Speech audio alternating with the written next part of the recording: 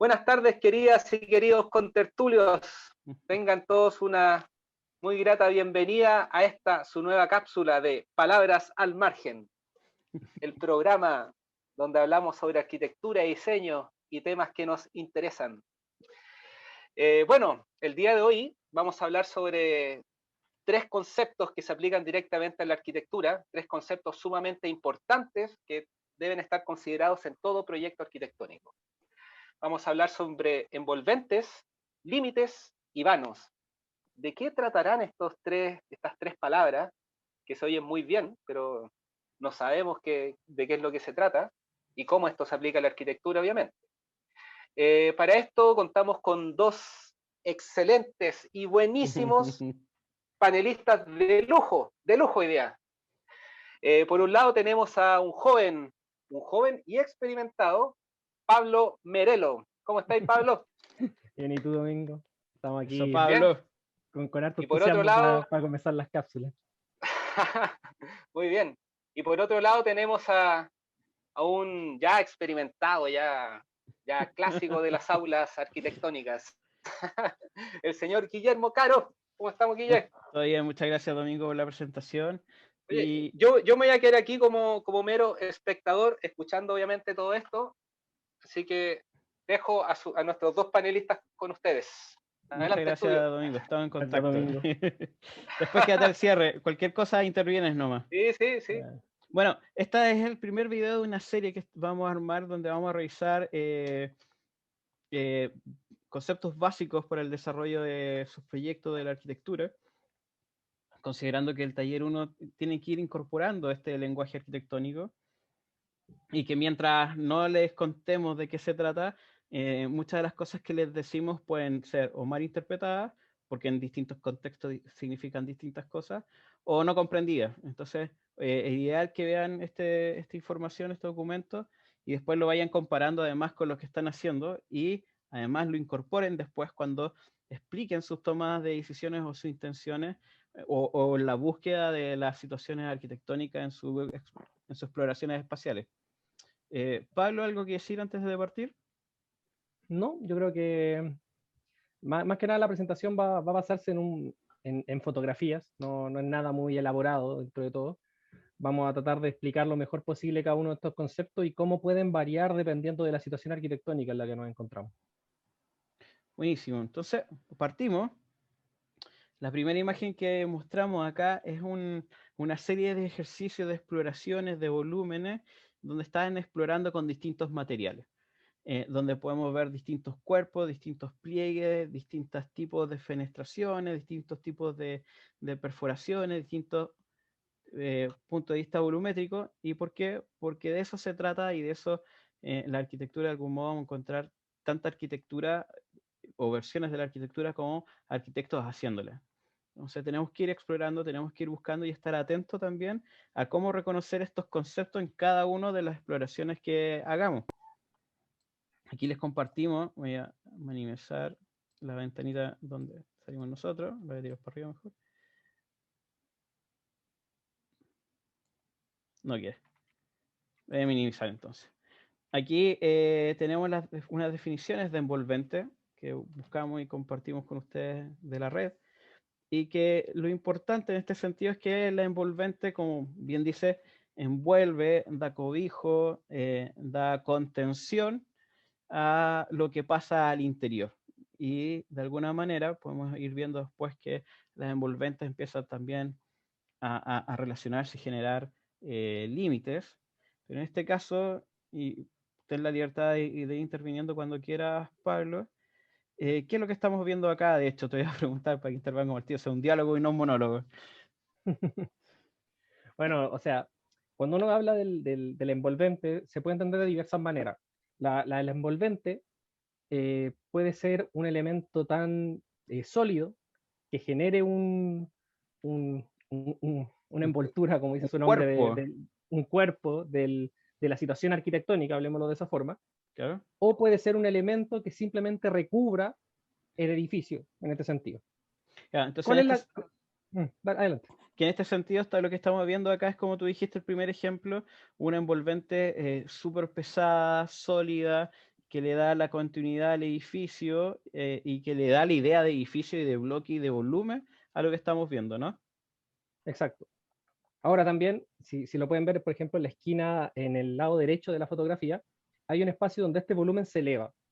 Acá. Virtualmente se sigue generando una envoltura. Nosotros podemos leer este gran volumen como un gran rectángulo que envuelve esta piscina, por decir así, a pesar de que no existe un elemento físico que lo recubra. Este espacio también genera un cierto envolvente. El envolvente no necesariamente tiene que ser un elemento físico, también se puede generar un envolvente en base a la sombra, en base a la luz que se genera. No necesariamente tiene que ser algo construido. Sí, es una de las cosas como entretenidas y complejas de la arquitectura, pero que podemos ir viendo, por ejemplo, que hay otro tipo de envolvente que da la sensación de ser algo sólido, pero si nos vemos con detalle, vemos como son pequeños elementos perforados que en su repetición y en su sumatoria dan la idea de un elemento sólido, en su sumatoria, en su acercamiento, y empieza a ver cómo se ve lo que está ahí. Uy, se ve el marcador, ¿cierto? Sí, se ve. Sí. Empieza a generar aquí claramente una separación y empieza a generar una contención para lo que esté adentro de ello. Entonces este envolvente, a pesar de que esté perforada, sigue siendo un elemento sólido y continuo. ¿Qué podemos decir de este tipo de envolvente, Pablo? Por ejemplo, como comentaba antes, este tipo de envolvente, por ejemplo, la que se utiliza aquí, es muy similar, como un ejemplo más llevado a Chile, como lo que pasa en el CAM. Es una fachada que está perforada, que permite que se genere un traspaso de la luz. En ese sentido, nosotros podemos ver un poco la situación o lo que sucede detrás de este elemento, pero si nosotros apagáramos las luces completas del edificio, que es una situación que va a ocurrir, este edificio se vería por su expresión material como si fuera una gran piedra. Por ende, ciertos materiales o ciertas estrategias arquitectónicas nos pueden dar la opción de que el edificio, dependiendo de su uso o dependiendo de la hora del día, pueda representar un tipo de material o envolvente diferente, tanto pétrea como transparente, Claro, o y translúcida en este sentido. qué interesante lo que dices aquí, Pablo, porque claramente el edificio que está acá, Ahí donde sí, estoy pasando el ahí sí. marcador, es un elemento pétreo, seguramente es un elemento existente. Entonces el edificio nuevo, para tener esta relación con el elemento existente, empieza a simularlo, pero como es un edificio nuevo, hace un guiño a lo actuales con estos nuevos materiales permeables que nos permite dar esta sensación de la volumetría y de la envolvente sólida, siendo que no lo es. O sea, lo es, pero en realidad no lo es porque permite que ingrese el aire, permite que ingrese la luz, pero marca un objeto sólido. Vamos a pasar a esta fotografía. Este creo que es un serpentín pabellón, un pabellón, donde está conformado a través de una envolvente muy liviana que parece ser de tela, parece ser de ser poliestireno, cambian los colores, hay partes abiertas y cerradas, hay unas partes cerradas exclusivamente por como si fueran bandas elásticas, ¿no? ¿O no, Pablo? Sí, es como una especie de entramado Es un que cubre entramado el lado. muy artístico, muy, digamos, orgánico, pero que cumple con la función de generar un interior. Marca de algún modo otra cosa que vamos a ver, como si contiene claramente el espacio interior y separa el exterior del interior. O sea, la envolvente, una de las funciones que tiene es de generar el cobijo, generar la protección contra el clima, contra el sol, contra el viento, contra la lluvia, y va a ir cambiando un poco dependiendo de la situación geográfica en que estemos y además dependiendo de qué tan duradero esperemos que sea el proyecto. Guille, en el ejemplo anterior, ¿qué pasa si sacamos estas telas o plásticos que están ahí y nos quedamos solamente con esa especie de pórticos metálicos? ¿Qué pasaría? ¿Habría un Tenemos, envolvente, un límite? es una interesante pregunta. Ahí tendríamos que empezar después a mezclar los límites, mezclar las situaciones interiores exteriores, pero quizás la pregunta ahí lo que tú quieres decir es que si podemos configurar espacios sin tener envolventes, y la respuesta es sí. O sea, la envolvente, como vuelvo a decir, puede estar para protegernos de del clima o de las inclemencias del tiempo, pero no es una obligación de la arquitectura tenerla. Perfecto. O sea, para que quede un poco claro, el envolvente puede tener diferentes funciones dentro de la arquitectura. Obviamente, La más conocida es contener, que contenga un espacio para ayudarnos a definirlo como tal. Claro. Ahora, la envolvente podría transformarse tanto en el elemento arquitectónico en sí, o sea que, por ejemplo, como que esta pirámide es la envolvente y a la vez es la que conforma el espacio arquitectónico. Puede ser como en el ejemplo que vimos anteriormente de que simulaba la piedra, que es un revestimiento que lo más común es que esté sobre una estructura de hormigón o una estructura metálica que haya detrás, Ujú. y sirva solamente para generar una especie de diálogo con la arquitectura, con el contexto inmediato, O o pues, simplemente o o podría tener pues, simplemente como una esto. estrategia, claro, o simplemente generar un elemento que me permita contener sin necesariamente cerrarme las capacidades de entender lo que pasa en el exterior. Claro. Y que vamos a ver un ejemplo de eso más adelante también. Y volviendo aquí un poco a lo que tú decías, es como interesante cómo esta envolvente vidriada, contemporánea, que marca la ampliación que se le hizo al Louvre, permite ver y es transparente porque permite ver de alguna manera el espacio que tiene debajo y a la vez permite ver el edificio que tiene detrás. O sea, trata de ser un poco respetuoso con ello, a la vez que ocupa una forma muy clásica que es la pirámide y ocupa también a la vez un material muy contemporáneo para de algún modo unir esta idea del tiempo entre lo que pasa en el museo con lo que está pasando en la vida real. Claro, ahora Y, también es un ejemplo claro de cómo ha ido evolucionando la arquitectura en el tiempo, porque al fin y al cabo, la arquitectura más clásica, por decirlo así, no tenía esta lógica de que yo pudiera entender necesariamente lo que sucedía al interior del edificio. Eran mucho más herméticos, se sobrecargaban con adorno exteriormente. Era más que nada un objeto que al final, como yo dije en el ejemplo en la asignatura, eh, era más una escultura para ser contemplada, donde aparecía la típica foto del turista donde yo me la saco con el edificio completo y no me interesa mucho lo que pasa dentro del edificio, claro, contra lo que sucede, por ejemplo, con esta pirámide que nos trata de mostrar qué pasa dentro, qué pasa con la arquitectura y el espacio que yo estoy generando. Por ende, la arquitectura hoy en día también busca un poco más hacerse responsable del espacio interior que estoy entregando, tanto como la imagen exterior. exacto, exacto, súper bien dicho, Pablo. Y aquí tenemos también un ejemplo un poco de la intervención de Domingo, porque este elemento orgánico que es similar al mimbre, no sé si será o no será mimbre, pero en el fondo genera una superficie por su proximidad, como fuera una totalidad, pero permite entrar el sol, y si llueve acá nos vamos a mojar igual. Entre el viento hay una relación entre el interior y el exterior, pero claramente hay un espacio contenido. Exacto. Aquí otro ejemplo de envolventes, que estas envolventes empiezan de nuevo a cuidar al interior y a regular cuánta luz puede entrar o no al lugar interior, y permitiéndole también flexibilidad en las formas creativas al arquitecto, al diseñador. Claro, también se puede leer como intención, a lo mejor, esta situación de que la fachada o el envolvente sea un poco más permeable, también permite cambiar un poco la imagen del edificio. No solamente en el sentido de que la simbología que pueda tener esta trama que lo cubre, sino más que nada porque el edificio sería una piedra, un elemento muy pesado si no tuviera este envolvente encima que permite que yo empiece como a confundirlo un poco con el fondo. Al final Sí, esta situación de que yo pueda ver un poco lo que pasa atrás y lo que no pasa atrás, entonces me permite que el edificio se vea mucho más liviano de lo que en verdad sería si yo le quitara este envolvente. súper bien. Luego tenemos, pero muy contrario al otro, que este material nos genera un sólido, nos genera de nuevo la idea del volumen único, pero es un material muy liviano. Este está hecho de un poliestileno y tiene unas burbujas, el cual está lleno de aire, de hecho me contaba Pablo hace poco, que la función principal es cuidar la diferencia de temperatura entre el interior y el exterior. Porque ¿qué edificio era, Pablo? Es, un- es la piscina que se hizo en Pekín para la Olimpiada. Entonces, normalmente para todos estos edificios deportivos, cuando uno habla del confort térmico que se necesita al interior, normalmente las piscinas, al ser piscinas temperadas, tienen una gran temperatura y hay que tratar de mantenerla para evitar el gasto energético excesivo. Por ende, normalmente se hace que la envoltura o el envolvente del edificio pasa a ser una estrategia también, en este caso bioclimática.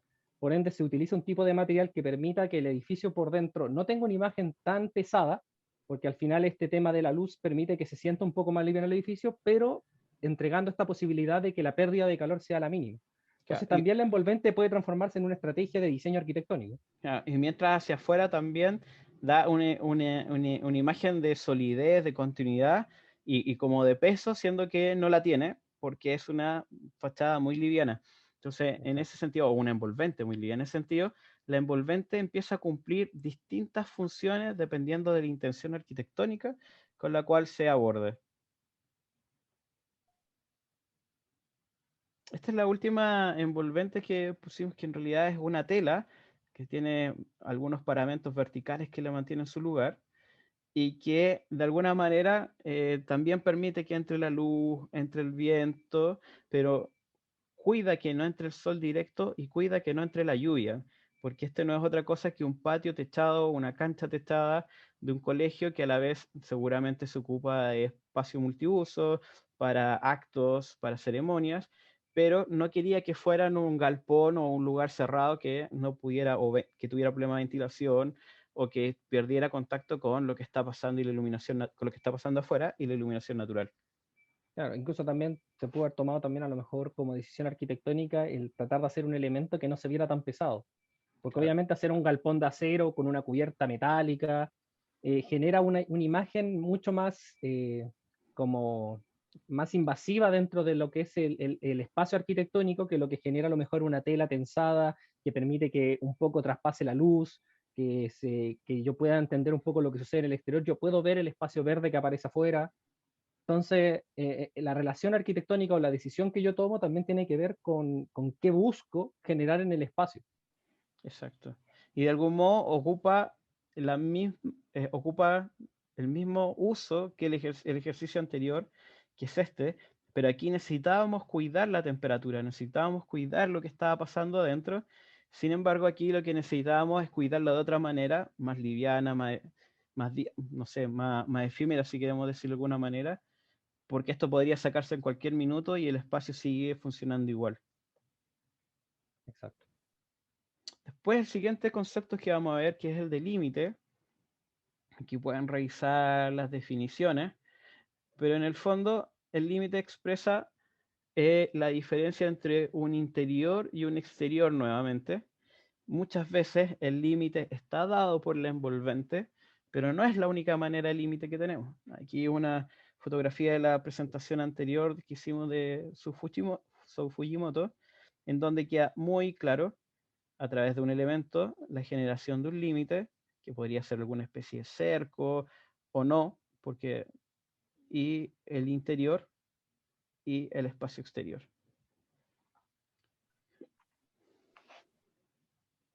Pablo, ¿qué te evoca esta imagen? Aquí es trampa porque la puse yo, pero igual.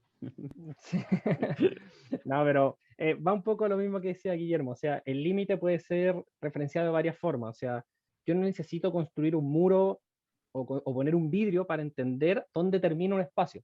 Yo puedo generar límites en base a situaciones, a situaciones, no sé si situaciones, a través de estrategias de diseño, por decirlo de esta forma. Por ejemplo, en esta imagen se busca generar una especie de límite o uno conforma una volumetría en base al agua que está cayendo desde la parte superior. Es una imagen bastante poco realista en ese sentido, porque construir esto yo no creo que sea muy posible en este momento sin una estructura, pero te permite entender un poco que lo que sucede afuera, lo que sucede entre estas dos láminas, lo que sucede en la parte más alta y lo que sucede al interior de las cascadas son situaciones distintas, sin Claro, necesariamente tener que construir un muro que me lo diga. claro. Entonces, una cosa interesante que de hecho tú lo dijiste en algún momento al principio, de cómo los límites pueden ser conformados, por ejemplo, aquí por una sombra, o un cambio de nivel, porque pareciera que aquí se hunde un poco la arena, o por el agua, que seguramente si yo corto la cortina de agua, si corto la cascada, corto la llave, va a desaparecer este límite y este muro, pero si lo vuelvo a encender, vuelve a aparecer este muro que limita el espacio que está al interior, que en el fondo es el espacio que está debajo de esta placa horizontal. Exacto. Y es interesante el trabajo de los límites, como decía la definición, porque existen límites físicos y límites virtuales. Dentro de estos límites vamos a encontrar que hay muchas diferencias, como por ejemplo que la diferencia la produce, y que es similar a lo que vimos en la anterior, el material. Este material blanco, pulido, brillante, en contraste con el material oscuro, rugoso, texturado, hace una gran diferencia, y uno puede permitirse entender que aquí hay un límite entre un espacio interior y un espacio exterior.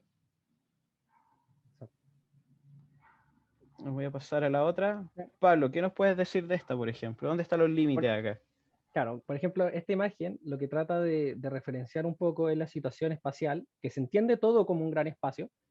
Nosotros podemos leer este gran como salón por completo, pero yo no puedo traspasarlo por su punto central. O sea, de poder puedo. Yo puedo meterme al agua y traspasarla hacia allá. Ahora, esa especie como de fosa, de espejo de agua, me limita el espacio. Me genera un límite. O sea, yo dejo de entender esto como una circunferencia total y empiezo a leerlo como una especie de dona, como un aro, que tiene un centro que yo no puedo habitar, pero que sí visualmente yo puedo conectar un extremo del espacio con el otro extremo sin perder esa relación. Yo relaciono ambos espacios, pero no los puedo traspasar como tal. ¿Por qué? Porque este espejo, sin ser un muro, me genera un límite. Exacto. Igual súper interesante porque aquí hay varios límites que empiezan a aparecer. Como tú decías, está el agua, pero antes del agua está esta pendiente que de algún modo ya te marca. Está este límite, esta pendiente que de alguna manera te marca que tú no puedes subir, que estarías cometiendo un error al subir, y además reforzado por el elemento agua. Entonces está diciendo que ya aquí, si bien el agua es un límite, hay un aro exterior que te marca con el cambio de nivel, que te está diciendo, oye, aquí hay algo diferente. Y después tenemos otro límite dado por la estructura, los elementos constructivos, los pilares, que te está diciendo el espacio para recorrer es uno, el espacio quizás para contemplar es otro, y están protegidos el recorrido a través de las columnas, que es difícil que uno pueda girar entre columnas porque te lo va a cortar, pero ahí te va a permitir como una pequeña estancia o bajar la velocidad, mientras las otras personas pueden ir girando en el espacio de circulación que está dado entre el muro, o entre el elemento vertical sólido y los elementos verticales puntuales que vendrían siendo los pilares. Claro, y agregando un poco también es súper interesante este espacio central, que a pesar de que yo no lo puedo cruzar en sí o habitarlo en sí, yo aún puedo tener una relación con él. ¿Por qué? Porque lo que sucede arriba, yo lo puedo tener una relación directa con lo que sucede abajo, visualmente. Yo puedo conectar visualmente con una persona que está en la parte superior. Entonces, a pesar de que yo entienda que no lo puedo habitar, el límite existe, pero es virtual. Porque yo todavía me puedo relacionar con lo que sucede arriba y lo que sucede abajo, como lo que sucede en un extremo y en el otro. Claro, claro. Es interesante cómo incorporamos y cómo capturamos el exterior hacia este interior, y cómo el hecho de permitirnos dejarlo sin un muro interior nos permite, y sin necesidad de cerrarlo, nos permite decir, aquí no se puede estar, pero sí puedes participar de lo que está afuera, o al revés, los que están arriba, poder ver y participar de lo que está abajo y en el interior. Es súper interesante esa relación. Aquí tenemos un último ejercicio de límites que es de algún modo complejo porque hay varios límites. Eh, cada, cada objeto vertical que simula o una flor de loto o una hoja, no sé si de orquídea o de flor de cala abierta, genera un elemento, los cuales empiezan en su sumatoria a generar un espacio sombreado, un espacio de estar. Entonces, que no queda claro cuál es el límite entre uno y otro, pero claramente cada uno de ellos tiene su área de alcance y su área de protección, donde la gente o se va quedando, se va relacionando, o van pasando cosas entre estos árboles artificiales. Claro, es Después, un poco, nosotros lo conversamos como que es un poco lo que sucede en un parque. claro, Yo puedo entender que en un parque, todo el parque es un gran espacio, pero debajo de cada árbol es un espacio en sí, sin existir un límite como tal. ¿Cuál es el límite del espacio del árbol? ¿La sombra que me genera el árbol? ¿La cantidad de pasto que está abajo del árbol? por dónde circula la gente alrededor del árbol, ¿cuál de todos esos elementos me va a marcar el límite? Eso depende de la intención arquitectónica. Lo mismo sucede aquí. Todos estos elementos en conjunto generan una gran sombra que se puede leer como el espacio, o cada uno puede generar su propio espacio debajo de cada uno de estos elementos. Claro, claro. Y después de este espacio sombreadero, más o menos libre, espacio de estar, hay una separación de material en el piso y un leve cambio de nivel, cual separa el área de estar con el área de circulación, y después aparece otro límite, que es este elemento vertical continuo, que está elevado, y si incluso podemos sumar estos elementos vidriados acá, que empiezan a contener todo el gran espacio. Entonces, podemos ver distintas instancias, distintos espacios y distintos tipos de límites, no necesariamente todos cerrados ni conformados, pero que generan distintas situaciones espaciales y arquitectónicas al interior, o entre ellos, o al interior de ellos. Al fin y al cabo, en esta imagen, como resumen total de todo lo que hemos hablado, se puede ver tanto un límite físico, un límite que se genera con un elemento que como tal es solamente un cambio de pavimento. No, yo podría traspasarlo, sí, puedo traspasarlo, pero yo entiendo que hay un límite. Y otro que es un límite 100% virtual, que yo lo entiendo como conceptualmente, como que cada uno de estos elementos es un espacio, pero en ningún momento yo puedo entenderlo como un espacio como tal. Exacto. Necesariamente. Entonces existen los tres tipos de límites que yo podría entender. Un cambio material, un límite físico tal cual que no puedo traspasar y algo que es más conceptual. Exacto, exacto. Que tiene que ver como con el área de influencia de un espacio, de un elemento arquitectónico, que puede ir cambiando dependiendo de la escala. Exacto. Después tenemos el último concepto que vamos a ver hoy día, es el de vano, que en el fondo, como dice acá la definición, son las aberturas. Son las aberturas que se hacen en las envolventes. Por ejemplo, esta. ¿Y por qué es importante hablar de vano y no de puerta, no de ventana? Porque la puerta no es otra cosa que la hoja de madera o de metal o acristalada que permite cerrar el vano. O lo mismo con una ventana, pero que en el fondo los vanos tienen funciones de permitir los traspasos, de permitir el ingreso de iluminación, de permitir el ingreso de ventilación, pero que no es, no es el objeto en sí lo que genera el vano y la abertura, sino la necesidad de, por ejemplo aquí, la necesidad de ingresar a esta vivienda nos permite y nos dice, hey, tenemos que generar una penetración, una fenestración, un traspaso, un acceso, un umbral a este proyecto, y por lo tanto realiza este vano. Exacto. Aquí es otro proyecto súper interesante de donde no podemos, o sea, si bien podemos ver algunos elementos cristales o acristalados, no podemos definir cuál de ellos es simplemente ventana, cuál es puerta, cuál es acceso, cuál es salida, pero sí queda claro la diferencia entre llenos, llenos y vacíos, entre llenos y vacíos, entre llenos y vacíos. Entonces, de algún modo, los vanos son estas perforaciones en la envolvente que empiezan a generar estos juegos de llenos y vacíos, ingreso de luz, salida de personas, acceso, traspaso, etcétera. Claro, incluso uno podría pensar, ¿cuál es el vano dentro de esta fachada? ¿Es el vidrio que está atrás o es el espacio que yo ya estoy dejando delante? Exacto. Entonces, al fin y al cabo, ¿qué conforma el vano? No es necesariamente el material que lo conforma, sino la intención arquitectónica que quiero hacer, porque al final ambos son un vano. Tanto la ventana que está atrás, que ya me limita un espacio de otro, como el espacio vacío que yo estoy dejando adelante. Ambos es como hacer un doble vano en la fachada. Claro, o sea, en el fondo, o podría decir que tenemos un vano que tiene un espesor. Por lo tanto, Claro, pueden pasar cosas entre medio. O sea, normalmente estamos acostumbrados a vanos en elementos y en envolventes delgados, sin cuerpo. Pero ¿qué pasa cuando, en casos como este, el material, la envolvente tiene un peso, un espesor, una profundidad? El vano se crece con él y se vuelve un espacio a la vez, un espacio intermedio, un espacio arquitectónico, el cual podemos utilizar. exacto. Aquí tenemos otro tipo de vanos, y que es interesante, este también me hace acordar quizás al GAM en el sentido de las fenestraciones, los vanos, los tamaños, de algún modo el ancho, porque creo que las alturas son bastante similares y dependen del piso, pero los anchos de esta abertura dependen principalmente de si es un elemento en el cual yo considero permeable. Por ejemplo, hay una cafetería, yo quiero ver lo que está pasando adentro y de adentro quiero ver lo que está pasando afuera, interactuar con este espacio exterior.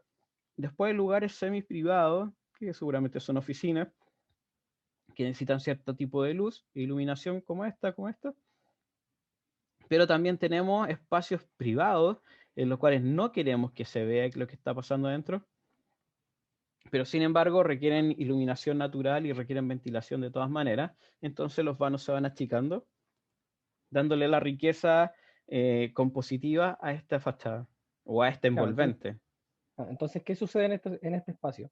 Que al final la fachada o el envolvente del edificio no está diseñada por capricho del arquitecto, sino por el requerimiento interior del edificio. En base, la arquitectura no se hace desde fuera hacia adentro.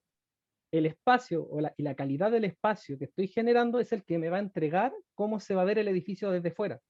Y ahí es donde yo empiezo a pensar cómo lo relaciono con el exterior. Entonces, esta especie de variación en el tamaño de cada fenestración no es antojadizo, debe tener alguna razón de ser. Claro. Porque si no, si fuera solamente por un tema de práctico, ¿para qué complicarte en hacer todas las ventanas distintas? Las haces todas iguales. Pero arquitectónicamente el uso te dice que tiene que ser diferente, porque el espacio arquitectónico necesita una calidad distinta. Claro, claro. O lo que está pasando, el tipo de geografía donde estemos instalados. A lo mejor el sol le pega a cierta hora y lo que está haciendo esta fachada es protegerse del sol, protegerse del viento, o como tú bien dices, sumado todo. O sea, de hecho, un buen arquitecto va a sumar todas estas variables en una respuesta, en un concepto, en una idea y en una intención de diseño. Claro. Y a la par también, la fachada es una herramienta de diseño como tal, y por ende la envolvente se puede trabajar en base a ritmos. O sea, yo puedo trabajar cuando ustedes vean diferentes edificios, o sea, ustedes se van a dar cuenta porque estudiar esta carrera provoca que uno al ir por la calle inevitablemente empiece a percibir todos los edificios de manera diferente y empieza a leer ciertos ritmos. A veces un edificio te dice que el ritmo es todo el rato así, pero por ejemplo yo veo esta fachada y el ritmo es... Entonces es como dar un poco el ejemplo de que Sí, la fachada también puede ser una fachada musical, por decirlo así. O sea, la sí. sensación que me entrega es distinta. Es distinto ver una fachada que sea 100% de vidrio y que se quede pegada en ese concepto a una que empieza a variar un poco en relación a lo que me quiere entregar como información. Exacto. O y que empieza a cuidar lo que está pasando al interior, que es lo más importante dentro de todo esto. Exacto. La calidad del espacio. Aquí tenemos un ejercicio que empieza a ser súper interesante y ya terminando la parte de los vanos, cómo estas perforaciones en la envolvente del edificio empieza a generar una relación con el paisaje muy interesante, de algún modo enmarcar y generar distintas maneras de revisitar o de ver el paisaje. No estamos hablando de una gran ventana que nos permite ver todo el mar de una, que es lo típico que se hace, sino que lo va fragmentando. Entonces cada mirada es distinta, cada rincón es distinto, de algún modo remiramos y recreamos y generamos otro tipo de relación con el exterior, pero a la vez hacemos lo mismo al interior, enmarcamos miradas al interior de la obra y dejamos que la obra tenga, como decía Pablo recién, un ritmo que permite generar un espacio súper íntimo que de alguna manera no te miren de ningún lado, pero en otros lados donde estés expuesto y que genere cierta relación con lo que está pasando afuera. Claro, y al final esta decisión del vano deja de ser solamente el tener que hacer una ventana y pasa a ser una estrategia. Yo decido qué quiero que vea la persona que va a habitar este espacio. O sea, está bien, yo puedo estar en Valparaíso, en un cerro y querer ver todo el mar. Una decisión sería que yo hiciera una gran ventana que me permita ver toda la costa, como otra puede ser que yo diga, ya, voy a colocar una ventana aquí y otra ventana acá, una que me permita ver la costa cuando quiero solo ver la costa y otra que a lo mejor me permita ver solo el puerto porque quiero que se marque el puerto. Entonces, al final, el qué ventana uso es una decisión arquitectónica como tal. Porque yo podría tomar, no es que una esté correcta y la otra no, sino qué intención arquitectónica tengo y qué es lo que yo quiero poner en valor. Exacto, exacto. Entonces, y creo que tenemos ya una de las últimas imágenes donde empieza a sumarse todo lo que estamos hablando. Una única ventana para que haya una relación y poder ver quizás qué está viendo desde ahí y qué tipo de espacio el que Incluso tenemos ahí. Incluso el giro de la ventana está hecho por algo, debe estar apuntando a algún elemento en específico, porque si no, o sea, sería la ventana plana nomás. En cambio, los otros vanos, o fenestraciones o perforaciones en la envolvente, están protegiendo a lo que sucede adentro. De alguna manera yo no puedo ver lo que sucede adentro acá, y el otro está tan alto que tampoco lo puedo ver. Entonces, todas las decisiones de diseño están cuidando la privacidad del espacio al interior de este proyecto. Exacto. Aquí creo que esta ya es la última que tengo imagen de vanos, en cómo en el fondo no es otra cosa que una perforación en la envolvente que nos permite que ingrese la vista, que ingrese la luz, que ingrese la ventilación, y que la forma puede estar dada por distintas opciones o intenciones o estrategias de diseño. Con esto estamos por terminar, pero teníamos esta última imagen, que es la casa Poli, de los arquitectos Peso von Elrichhausen, y que en el fondo, de alguna manera, ¿cómo se dice? Sumariza o resume todo lo que estamos conversando. La envolvente de esta obra, que es el límite, porque termina la casa donde termina la envolvente, o empieza la casa donde termina la envolvente, empieza el proyecto, el volumen, tiene sus vanos, o sea, en el fondo genera el límite, y tiene sus vanos, sus perforaciones, algunas cerradas por cristales, otras abiertas, y que son las que generan y permiten que de algún modo, este proyecto genere la privacidad, genere las vistas, genere las ventilaciones. Entonces, la envolvente en este minuto genera todo, genera los límites, envolvente, cuerpo arquitectónico, fenestraciones, y también podemos ver aquí cómo algunas tienen más espesor que otras. O sea, en el fondo creemos con Pablo y con Domingo, que nos ayudó a elegir esta imagen, que resume muy bien cómo las envolventes, las fachadas, porque ya no es solamente la fachada, es el techo, lo que pasa abajo, lo que pasa adentro, este cuerpo que puede ser muy orgánico, que puede ser muy plástico, o que incluso puede ser inexistente, permite generar espacios interiores, permite generar fenestraciones o vanos, y permite generar el límite que de algún modo genera el espacio interior, o la diferencia entre el espacio interior contenido y el espacio exterior. Claro, incluso uno podría empezar a hablar de que sin necesariamente ser una forma extravagante, se genera un muy buen proyecto, porque al final, ¿cuál es el límite en este proyecto? ¿El muro en sí o donde termina el acantilado en el mar? Porque el proyecto sería muy distinto que yo agarrar este mismo edificio y lo colocara en el medio de Santiago. Porque al final las ventanas no están colocadas de forma antojadiza, cada una está apuntando a ver cierta situación en específico que le quiere poner en valor el arquitecto. Entonces, ¿el proyecto dónde termina? Donde se genera el límite del muro, donde se genera el límite del envolvente, donde se genera el límite visual de hasta dónde puedo ver en cada ventana, o hasta donde se termina el terreno.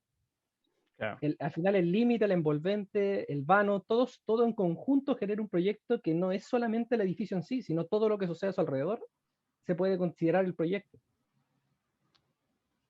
Exacto.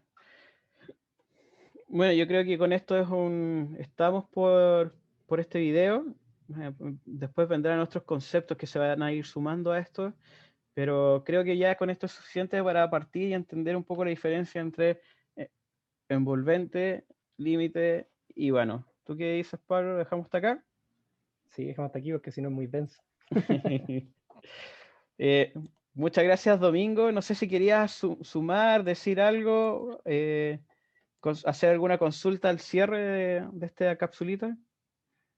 No, decirles de que estas cápsulas que estamos desarrollando ahora con los profesores, las programamos con el equipo. Vamos a desarrollar 4 cápsulas, en cada una van a haber 2 profesores o 1 realizándola. Así que no se asusten si en este video semanal no aparece su profesor hablando, porque obviamente su profesor va a aparecer tal vez hablando en otra cápsula. Por lo tanto, entiendan que nos repartimos esto para que podamos llegar a ustedes con la mejor información posible. Claro, y para que nos conozcan a todos y no estemos todos lateando los de una. Claro. Tratamos de hacerlo más dinámico. a 7 profesores debe ser Claro. medio Agotador. agotador. Sí. Así Por eso que nos repartimos, así que eso, ojalá, o sea, espero nos acompañen las próximas cápsulas, vamos a estar tratando estos temas y mucho más, todo aplicado directamente a la arquitectura y lo tienen que aplicar en sus encargos. exacto. Y ojo, esta materia es acumulativa, por lo tanto, mientras vamos avanzando el semestre, les vamos a ir cobrando qué es lo que se fue hablando estas cápsulas. Oye, ¿cómo aplicas la envolvente en tu proyecto? ¿Cómo aplicas los vanos en tu proyecto? Todo eso se los vamos a estar cobrando directamente en sus proyectos. Así que, por favor, si también tienen dudas respecto a este tema, recuerden que está el foro consulta, así que con el equipo de profesores vamos a estar encantados de responderles. Exacto. Así que sin más Súper alargarlo, que estén súper bien, muchachos. Muchas gracias por el apoyo y espero que sea un aporte para la formación de nuestros estudiantes. Exacto. Que estén Adiós, súper bien, gracias a chiquillos. todos. Nos Chao. vemos. Nos vemos Cuídense. próximamente en Palabras al Margen.